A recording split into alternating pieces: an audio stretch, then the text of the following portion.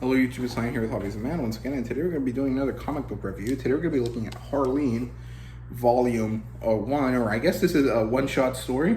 I'm not too sure. Online I've seen it listed as Harleen Volume 1, so I'm not too sure. But Harleen, written by Stepan Sejic, who is a Croatian comic book artist. And he has dipped his toe in a lot of different comic book creations. He's made a lot. And I think this one is probably the one that is most popular of his, but he's done runs on Batman, I think. He's done a lot of stuff at Top Cow. And he's also done some stuff at Image, which is really, really good. So, yeah, this is a DC Black Label book, so that's the publisher there. Where's the DC Black label? There you go, right down there, which is cool. And of course, you guys can see this is kind of like a coffee table book size. It's a really large size. It's not a standard, what's it called, comic book size of book, right? So that's pretty cool. It's pretty interesting. The demographic here is, of course, adult. This deals with Harley Quinn and her relationship with the Joker. And so there's very adult moments in this. And the genres are superhero and I would say psychological thriller. There is an element of psychosis and an element of like breaking down of this psychology of these characters and of Harley Quinn herself. And there's this also element of danger here that I would think is a psychological thriller type of story. And this does not currently have an adaptation, but I mean, I would really like to see a DC animated movie of this. It would look really cool. And yeah, the premise is that Harleen has this idea for research. She basically says that there is a moment where empathy gets deteriorated in the brain because something happens to it due to stress and pressure. And this loss of empathy is actually what creates these supervillains, because they become psychotic, right? They become psychopaths and sociopaths due to this empathy loss. And she wants to do the research in order to rehabilitate them and to minimize the ability of more people like these to be created. It basically bores most people, but eventually someone decides to give her funding, and so she gets access to Arkham because that is where she's going to conduct her research. Once she's there, she starts to develop this connection with the Joker, and then it leads into her psychotic break that then turns her into Harley Quinn. So really, really cool. There's a lot of interesting stuff that happens here, and I really, really like this. I thought it was a very exciting book. And I initially had seen my buddy Darth Penn review it, and then I saw someone else review it. I can't remember. But then one day I was just browsing on Amazon, and I saw that it was 50% off. It was at $15 instead of the usual 30, and I just had to get it. It was a really good deal, so I decided to pick it up, and I'm really happy that I did. So the plot line here is that we initially start with this nightmare. Harley Quinn is having this recurring nightmare, and then we get this interview that she does with this this soldier that went kind of crazy and started doing stuff that he shouldn't have, right? And this kind of is the beginning of her premise. The idea of her research comes from this interview. And then she gives a presentation, and then we get the origin of her nightmares and her initial meeting with Joker and Batman, where she basically could have died, but the Joker let her live for, just because he did.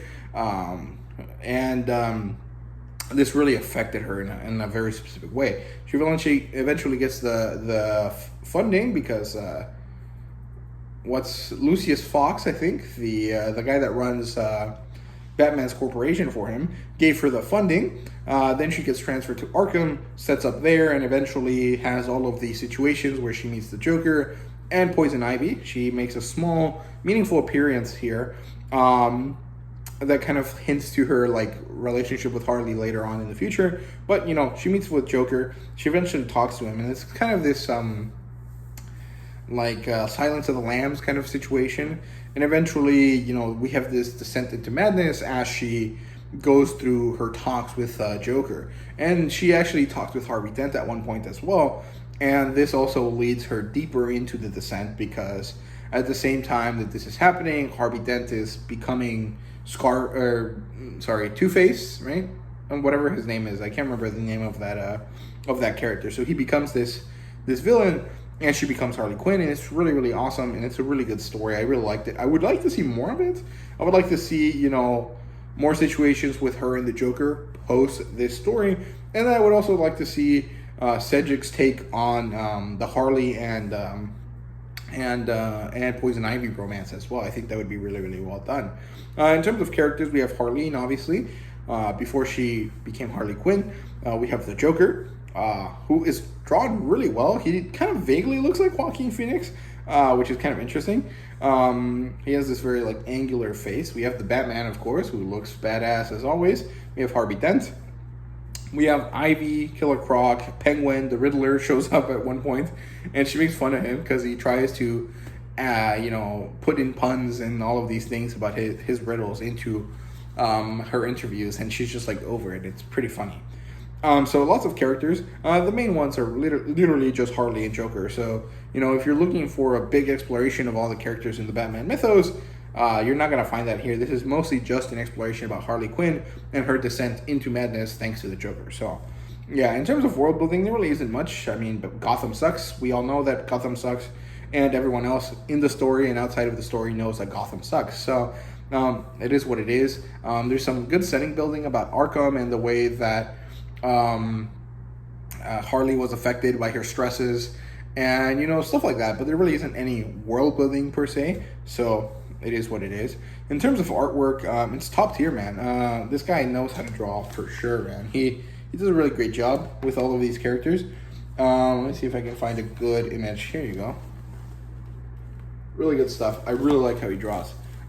He does a really great job. I'm definitely going to check out more of his stuff because I really like this artwork. And, at least for that, I'm willing to check out this guy's work. So, yeah, there's definitely some adult situations and kind of a smut scene as well. So, if you're someone that's not really interested in having, fan service-y content in your comic books, maybe don't read this, but this is definitely an adult story. So, there is going to be some elements of sexuality put into the story. So, be aware of that, right?